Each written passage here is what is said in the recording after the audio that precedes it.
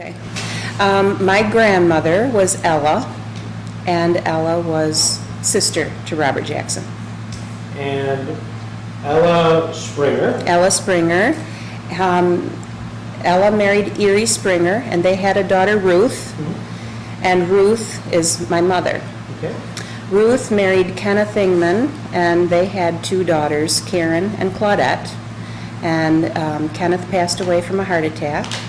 And then Ruth married Petrus Peterson, who is my dad. I remember as a child, I grew up in Frewsburg, and Aunt Helen, Robert's other sister, also lived in Frewsburg, and I don't know what the rift was. There was a rift, and our families didn't get together.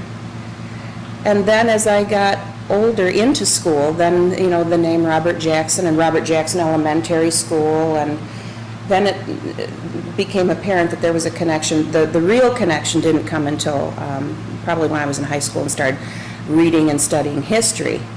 Then it was rather stunning who Robert Jackson was. Yeah.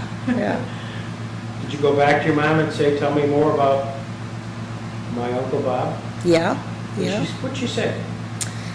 Well,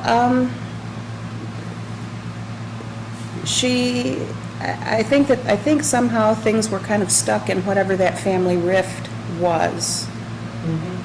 I know that my mother and her first husband, Karen and Claudette did go to Hickory Hill to visit. I think Karen has some memories of that. Claudette was 5 years younger, so she was too little to remember. My mother always spoke very highly of, she called Uncle Bob. That's what she called him, Uncle Bob. Is that right? And what a nice man he was.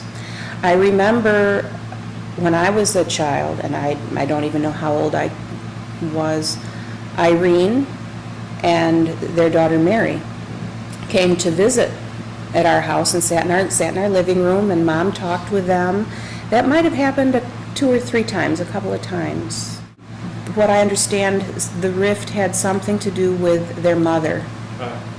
As she became older, and who was responsible for caretaking. Gotcha.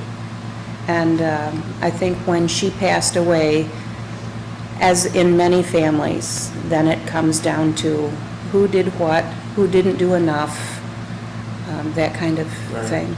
And I have with me today, I have an earring that belonged to Angelina. Because Helen and Ella couldn't decide who should have the earrings, so they split the pair. So one has one and I have the other. And that's where it ended. And I grew up my whole life knowing that was Aunt Helen, but we didn't speak. And after my mom and dad passed away, I guess I just had a lot of questions in my mind. So I asked another lady in town,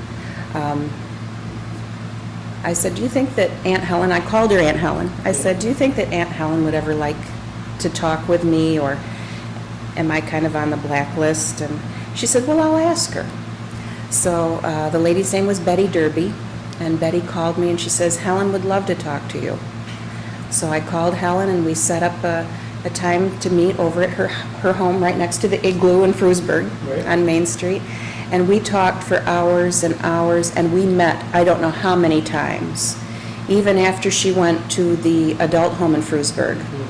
I took my son when he was born, he was just a baby, took him over and she held him, and we just talked and talked and talked.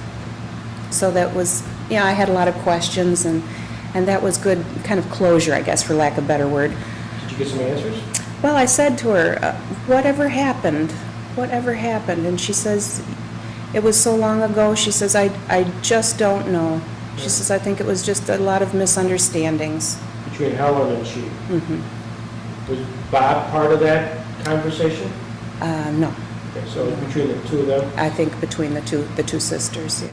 And there again, I'm not sure when when Ella had polio.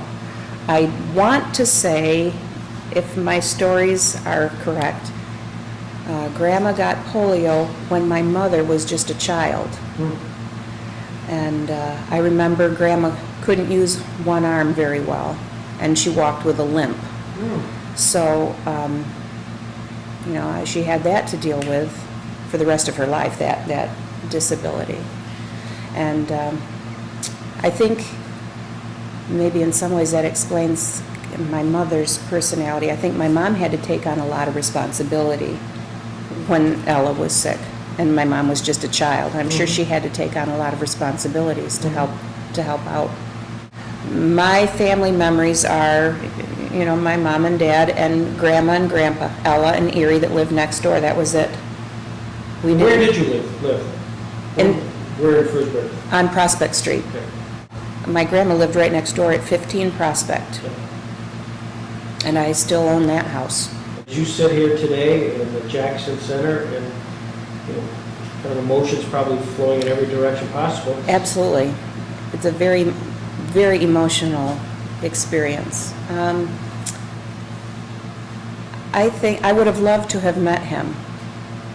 I think that he was, my impressions of him, this is a man I've never met, obviously, but he must have been so intelligent and so curious and so witty. He must have liked people. I would put money on the fact that he had a great sense of humor. We would have, and I enjoy humor a lot, we would have had a good time together, is my feeling. It is overwhelming, the hours, the resources, the creativity that's gone into making this place a possibility. And I mean, it just hasn't been people here, like the desk from Nuremberg. It overwhelms me how many people in so many places have had a part in this. And it overwhelms me what Uncle Bob did. I call him Uncle Bob. What he did for people all over the world, his impact on the world. And I think that's what my son is trying to comprehend. He just finished 8th grade. Wow. And he had the pleasure of meeting Mrs. Jarrow and reading the book. And I think it's all sinking into him, the impact that this man, who is a relative, this man had for people all over the world. It's a lot to take in. I think the thing that amazed me was his education.